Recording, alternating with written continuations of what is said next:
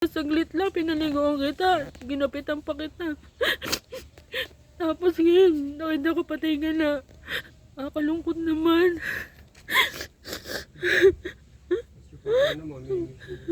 Wala magbabanti na kila Kimi Milo pag lalabas. Paano yan? Wala na magtatanggol sa kanila. Kaya yung mga aso mo na yan. Kailan baka kaya pa na yan. Ikaw na lang pamantin na sa ako.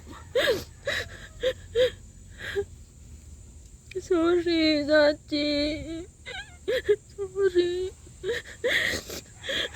Hindi kita agad nabantayan eh.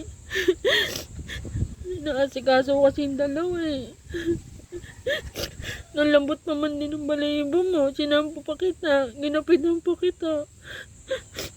Makakapagpahinga ka na rin.